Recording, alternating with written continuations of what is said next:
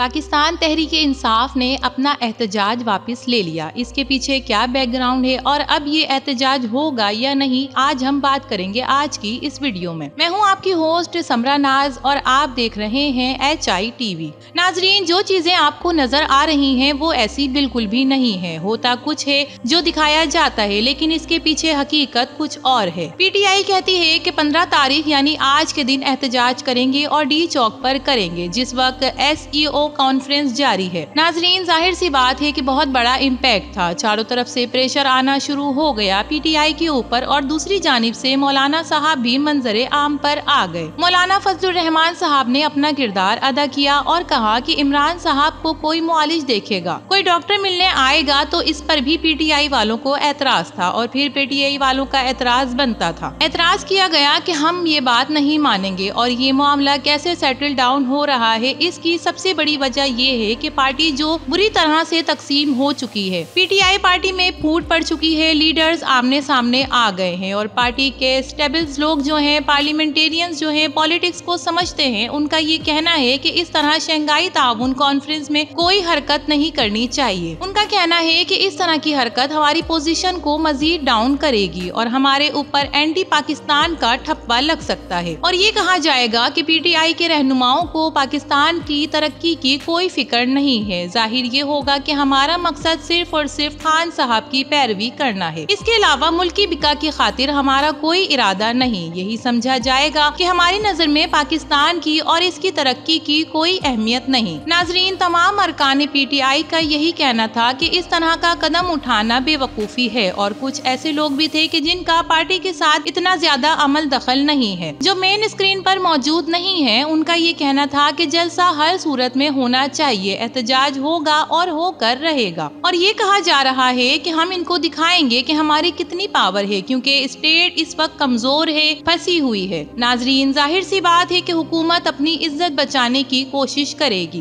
वो जो ये कहते हैं कि टूटी हुई दीवार को एक धक्का और दो, इन तमाम मामलात में हम्माद साहब का भी बहुत अहम किरदार है। नाजरीन, वो खुद तो छुपे हुए हैं और पूरी कौम को कह रहे हैं कि आप बाहर निकलें और मैं आपका साथ दूंगा। जनाब लीडर साहब, जब बाहर आना है जरूरी तो आपको कौम के साथ चलना होगा। ये तरीका नहीं होता। हमें ऐसा लगता है कि बस जबानी कलामी तकरीर हैं, इनका हकीकत से कोई ताल्लुक नहीं है। ये तकरीर करने के बाद हम्माद साहब गायब हो गए। इसके अलावा यही कहा गया कि जो भी टिकट होल्डर्स हैं वो सब बाहर निकले, वरना उम्मीद करते हैं कि आइंदा टिकट उन तक नहीं रहेगा। और साथ ये भी कहा गया कि जो भी ओहदेदारान हैं उनको बाहर निकलना चाहिए अगर वो अपने ओहदों को बरकरार रखना चाहते हैं, वरना तो उन्हें ओहदों से फारिग कर दिया जाएगा। तो जनाब PTI के मेन अरकान हैं, उन्होंने ये फैसला किया कि हमें ये धरना फिल वक्त नहीं करना चाहिए, तो हम ये धरना नहीं कर रहे हैं। इसकी एक अहम वजह ये थी कि पार्टी को इस बात का अंदाजा हो गया था कि फिलहाल हमारा ये कदम गैर इखलाकी है और जो लोग ये दावा कर रहे थे कि धरने को मजीद कामयाब बनाने में इनका और इनके अरकान का सामने नहीं आना अवाम को अपने घरों से निकाल सकता है, तो वो बेवकूफ़ी है। एक तरफ वकास अकरम साहब भी खुफिया मकाम से बयान कर रहे हैं और कह रहे हैं कि धरना जरूर होगा, जबकि वो खुद अपनी शक्ल नहीं दिखा रहे, खुद मंजर से गायब हैं और साथ साथ हम्माद रजा साहब भी मंजर से गायब हैं। जबकि शहबाज गुल अमेरिका से खिताब कर रहे हैं और कह रहे हैं कि मुजाहिदों का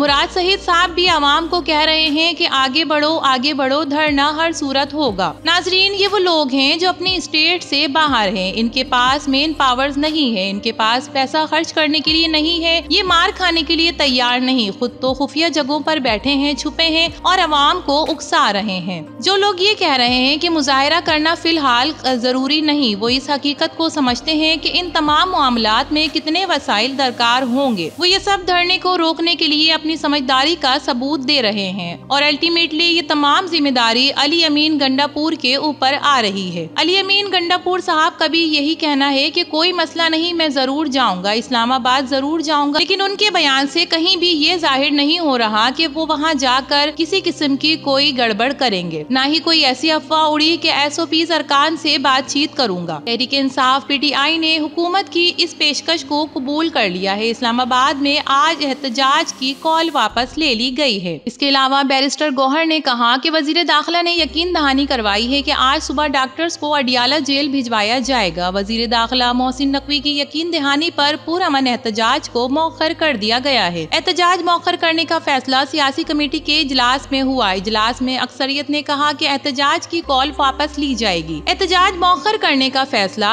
SCO का इजलास तनाजुर में हुआ। इजलास में पम्स अस्पताल डॉक्टर्स के बानी PTI के तिब्बी मुआयने के लिए हुकूमती पेशकश पर मुशावरत करेंगे। एहतजाज मौखर करवाने वाले के लिए PTI की शर्त मान ली गई है। डॉक्टर्स बानी PTI का मुआयना करेंगे। इससे पहले जराये से इत्तलात ये सामने आई थी कि हुकूमत ने कल का एहतजाज मौखर करने के लिए तहरीक इंसाफ की शर्त मान ली है।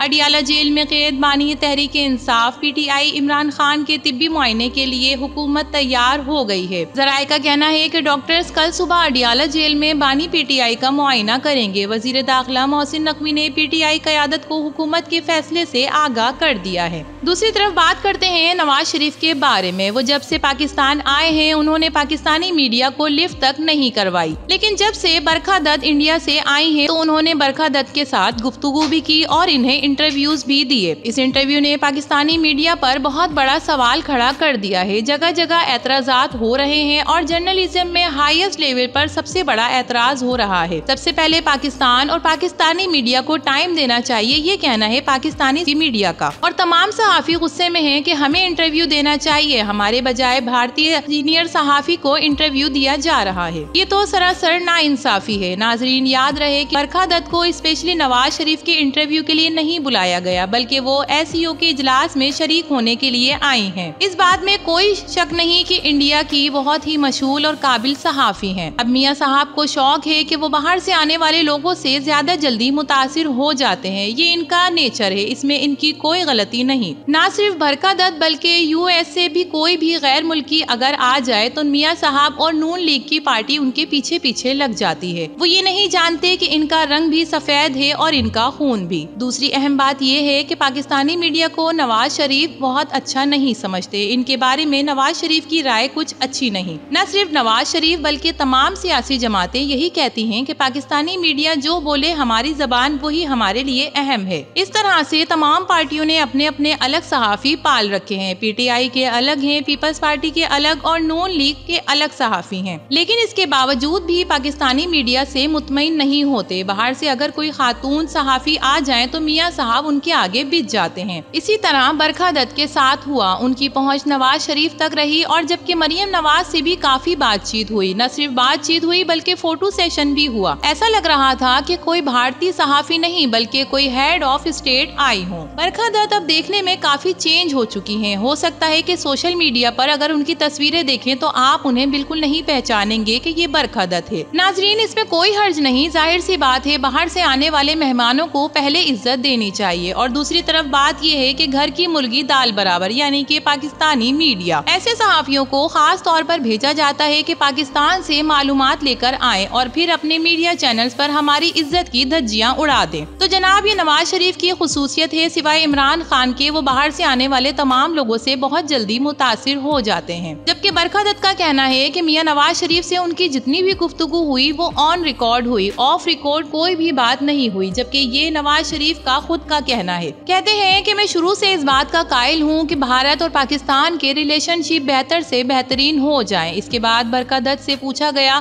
कि आपको क्या लगता है कि आपकी इस बारे में क्या राय है और नवाज शरीफ आपके बारे में और इस मुल्क के बारे में क्या सोचते हैं। तो उन्होंने कहा कि मियां नवाज शरीफ की तमाम बातों में सबसे अच्छी बात ये लगी जब उन्होंने कहा कि प्राइम मिनिस्टर नरेंद्र मोदी भी अगर आए होते तो बहुत अच्छा होता। बरखा दत्त ने मजीद बताया कि नवाज शरीफ ने उनसे कहा है कि भारत और पाकिस्तान के रिलेशनशिप को बेहतर से बेहतरीन देखने के कायल हैं और कहते हैं कि मुस्तकबिल में आपको अच्छी खुशखबरियां मिलेंगी कि हम और भारत वाले मिलकर साथ बैठेंगे। बरखा दत्त ने कहा कि बातचीत बहुत हद तक खुशगवार रही और मैं बहुत खुश हूं कि वो इतना अच्छा सोचते हैं। तो नाजरीन, इस मुलाकात के बारे में और PTI की इस इजलास के मंसूख होने के बारे में आपकी क्या राय है? अपनी राय से जरूर आगाह कीजिएगा। वीडियो पसंद आए तो इसे लाइक कीजिए, HI TV को सब्सक्राइब कीजिए। तो फिर मिलेंगे किसी और नई वीडियो के साथ। तब तक के लिए अल्लाह हाफिज।